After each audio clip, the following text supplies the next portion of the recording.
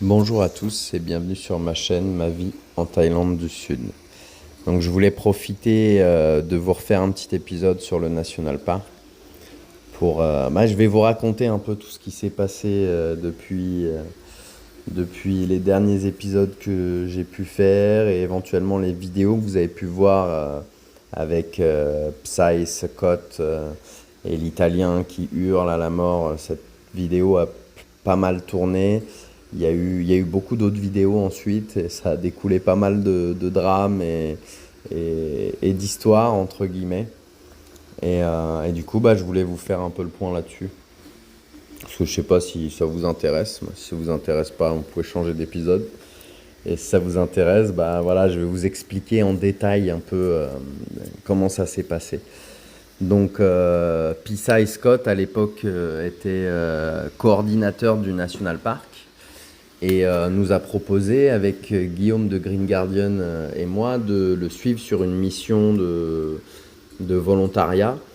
En gros, l'objectif, c'était d'assister les rangers du National Park et leur permettre une meilleure communication avec les touristes, leur rappeler les règles, etc. Donc c'était l'objectif principal un peu. Donc on est allé ce jour-là, comme vous avez pu voir si vous avez vu certaines des vidéos, il y a eu quelques altercations le même jour. Donc elles sont pas sorties en même temps les vidéos, mais que ce soit le russe qui dise bonjour en chinois à Psy ou l'italien qui fasse un cinéma pas possible parce qu'il était en zone interdite. Donc en gros, tout s'est un peu passé ces journées-là. Et c'est vrai que tout n'est pas sorti au même moment. C'est-à-dire que Psy, il a créé son contenu, ses vidéos, il les a sortis un peu au goutte à goutte et de façon un peu, on va dire, particulière. Et il y a beaucoup de choses qui en ont découlé, donc ça a créé un peu des drames. Il y a eu un peu un scandale au sein du National Park. Le National Park, eux, ont dit, enfin, lui, il fait ce qu'il veut, ça le regarde. Nous, on n'est pas concernés. Il n'y a pas de partenariat sur les vidéos ou sur ce qu'ils diffusent. Et donc d'un commun accord, Psy a donné sa démission. Depuis, il fait ses trucs de son côté. Donc je sais pas trop là-dessus.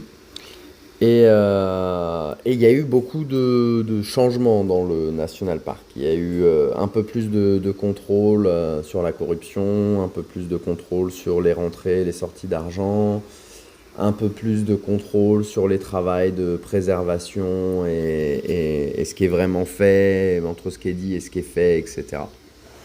Donc on a été reconvoqué avec Guillaume de Green Guardian par le chef l'intendant du National Park pour pouvoir donc parler de nouveaux partenariats et de nouveaux volontariats comme en gros c'était sur ce qui était basé sur quelque chose de bien, reprendre ça mais sans Psy en fait. Et donc du coup on a été convoqué, plusieurs des entreprises, Trashiro, Bamboku, plusieurs intervenants qui ont l'habitude de travailler avec le National Park. Et on nous a invités à faire une mission en commun avec la Tourist Police, le Marine Département, la police maritime, le National Park, Green Guardian. Donc on était vraiment tous invités à cet événement où en fait toutes les entités se sont regroupées pour faire une opération coup de poing. Donc pour le coup c'était à Mayabé, le contrôle des bateaux des compagnies. Donc chacun avait son rôle. Vous avez le Marine Département qui s'occupait de vérifier que les bateaux étaient en règle et que les papiers annuels étaient bien faits. Le National Park s'assurait que les assurances et les papiers pour pouvoir circuler dans le National Park étaient bien faits. La Tourist Police s'assurait que les guides et les intervenants auprès des touristes étaient bien en règle et légitimes, entre guillemets, donc pas étrangers, et avec une carte de guide, donc légitimement en droit de travailler en tant que guide. Et la police maritime faisait des contrôles des bateaux d'entrée-descente sur l'arrivée du port. Nous, pendant ce temps-là, Guillaume de Green Guardian, lui, a été faire un tour pour voir ce qu'il pouvait faire et il s'est vite mis au nettoyage. J'ai envie de dire comme d'habitude. Quand il n'a pas vraiment d'objectif, il lui faut pas longtemps pour s'en trouver un. Et là, pour le coup, comme effectivement, il y avait quand même pas mal de détritus qui ont été ramenés par la mer sur la plage de Maya, les rangers étaient plutôt occupés au nettoyage, donc lui, il a tracé et il est allé les aider. Moi, j'en ai profité pour faire des vidéos, poser des questions, comprendre donc ce que faisaient les différentes entités, observer comment ça se passait, voir donc les gens qui n'étaient pas en règle, comment ça se passe. Et effectivement, il y a comment dire, il y a une justice sociale ici dans ce pays. C'est-à-dire que je vais vous donner un exemple. Vous avez les petits capitaines des bateaux à longue queue, les long tailboats, les bateaux traditionnels tile. Souvent, ils font pas beaucoup d'argent. Donc, c'est eux se rendre à Krabi pour faire des papiers qui leur coûtent de l'argent, c'est pas forcément une priorité. Surtout qu'ils ont toujours vécu sur les îles. Donc, c'est vrai que quand le marine département leur dit, non, ça c'est pas en règle, ça c'est pas en règle, etc. On s'attend à se dire, ah là là, qu'est-ce qui va lui arriver? Et en fait, il m'expliquait que non, étant donné que le gars, c'est un pauvre petit gars, le but, c'est de le mettre en règle. C'est pas de l'assassiner. Donc effectivement, quand bien même l'amende, elle peut aller jusqu'à 500 euros d'amende, souvent, pour ce genre de personnes, ils l'appliquent pas. S'ils mettent une amende, ce sera une amende de 10 euros, 12 euros, histoire de marquer le coup. De dire, voilà, la prochaine fois, il faut que tu le fasses. Alors qu'à côté de ça, vous avez les grosses compagnies, donc les gros tours en bateau, les gros speedboats, en gros ce qui génère de l'argent. Quand eux, il leur manque un papier, là, il n'y a pas de discussion. C'est l'amende la plus chère qui tombe, 500 euros, et c'est à payer tout de suite. Parce que, comme ils disent, le truc, c'est que eux, ils ont les moyens de faire les choses bien. Donc, ils n'ont pas d'excuses. Et c'est vrai que je suis plutôt d'accord avec ça. Il y a des gens qui n'ont pas forcément les moyens. C'est pas toujours facile de respecter les règles. On a beau faire de son mieux, ça arrive parfois de sortir des clous. Et d'avoir cette compréhension et de pouvoir s'adapter en fonction de la personne qu'on a, d'avoir cette justice sociale, je trouve ça incroyable. Enfin, en France, j'ai rarement vu en fait, en France, on n'a pas la possibilité, notre police n'a pas la possibilité de dire ok, ton contrôle technique, il est pas bon, tu dois prendre une amende et te mettre juste 1 euro symbolique d'amende parce que ils voient bien que tu es en galère. C'est pas possible. L'amende, elle est à un tarif et en plus, elle sera vite majorée. Voilà, chose qui n'est pas le cas dans ce pays. Donc c'était une opération vraiment très, très enrichissante, très intéressante. Et encore une fois, ça me conforte dans l'idée de me dire que plus on travaille ensemble et mieux on avance. Ouais, plus on avance facilement. Et c'était un bel exemple puisque justement on en parlait depuis plusieurs mois, on en avait aussi parlé quand Psy était venu, que le problème c'était le manque de coordination entre les différents services. Souvent ils parlent pas entre eux, souvent ils osent pas parler entre eux, souvent c'est comme s'il y avait une tension un peu intra-service. Pas pour dire que la police nationale n'aime pas la police municipale, mais quand il se passe quelque chose, souvent, il n'y a pas de communication. Alors déjà en Thaïlande, la communication, elle est compliquée, mais entre les services, pas du tout. Et ce jour-là, ça a vraiment permis d'ouvrir le dialogue et de se dire que ça marche. Ça marche très très bien. Donc du coup, on a continué le partenariat avec le National Park qui nous a invités sur une opération lundi. En fait, on a été sur plusieurs opérations. On a été sur une première opération où on a été plongé à Viking pour faire de la surveillance des coraux. Puisqu'il y a une plantation de coraux qui a été faite là-bas. Je me rappelle plus très bien quel organisme ou organisation Je me demande si c'est pas le National Park même qui avait fait cette plantation de corail vers Viking. Et, euh, et nettoyage. Donc on est parti avec eux sous l'eau, faire la plongée, nettoyer les filets, tout ce qu'on trouve sous l'eau. Et on en profite pour faire du monitoring, de la surveillance, du tracking sur les coraux, les éponges, tout ce qui est faune, flore sous-marine, pour pouvoir avoir un recul sur l'évolution entre l'année dernière, l'année d'avant, et il y a 6 mois, et quand il y a des touristes, et quand il fait beau, et quand il fait pas beau. Donc c'est vrai que c'est très intéressant d'aller avec eux parce que bah déjà il n'y a pas d'horaire. Et on sait que souvent on part à 8 heures du matin et on ne sait pas à quelle heure on rentre, puisque ce qu'on doit faire, ça doit être fait, même si on rentre le lendemain. C'est la triste réalité des rangers, c'est que non seulement ils ont un très petit salaire, ils sont payés 230 euros par mois, mais ils doivent travailler 25 jours et ensuite ils ont 5 jours de repos. Mais pendant ces 25 jours de travail, ils n'ont absolument pas d'horaire. C'est du 7 sur 7, 24-24. Alors, je ne vous dis pas que tous les jours, ils sont là de 7h à 1h du matin. Non, non, c'est pas ce que je suis en train de vous dire. Mais ce que je suis en train de vous dire, c'est que quand ils ont une mission, quand quelque chose doit être fait, il n'y a pas il y a pas d'horaire. C'est comme les pompiers, c'est comme la police. Vous êtes dans votre mission et le plus important, c'est que votre mission elle soit faite. Et c'est vrai que c'est très impressionnant parce que bah, déjà, ils sont pas très cher payés, mais c'est surtout, ils sont pas du tout reconnus par personne. La plupart du temps, les gens qui leur parlent, ils leur parlent comme des gens corrompus, qui récoltent énormément d'argent et qui font rien. Alors que c'est pas le cas.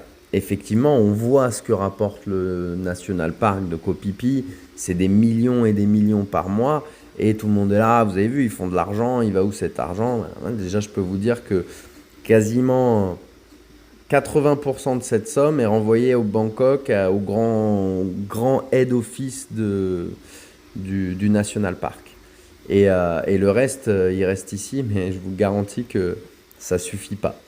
Je vais vous donner un exemple. La dernière mission qu'on a été faire avec eux, on a été changer des bouées. Vous savez, les bouées flottantes où les bateaux peuvent s'accrocher et ce qui délimite les zones de nage. Voilà, on a posé quoi? 60 mètres? 60 mètres de bouée? Bah, les 60 mètres de bouée, les cordes et les bouées, 60 mètres, il y en a pour 1600 euros. Voilà. Déjà, juste ça. Et le pire du pire, c'est que je lui disais, ouais, ça tient combien de mois? Et là, il a rigolé en disant, non, mais déjà, si ça tient un mois, c'est beau. Il dit, en général, on compte en semaines. Donc en semaine, ces bouées-là, ouais, il faut compter ouais, presque 3000 euros par mois, juste pour les bouées à un endroit. Et ils ont je sais pas combien de mètres carrés de zones de baignade à encadrer avec des bouées. Et le pire, c'est ce qu'il me disait, comme les bouées elles sont chères, des fois il y a des gens, ils viennent, ils les coupent et tu les retrouves sur le marketplace ou le Bon Coin en Thaïlande. Parce que, bah, voilà, 1500 euros, c'est beaucoup d'argent. Et donc ensuite, on est allé à Maya Bay. Vous avez maintenant, pour ceux qui n'ont pas visité depuis longtemps, avant l'accès arrière à l'Osama, vous aviez un espèce de corde de pirate où il fallait grimper. Aujourd'hui, ils ont créé un pont un peu en béton et ça finit avec un port flottant.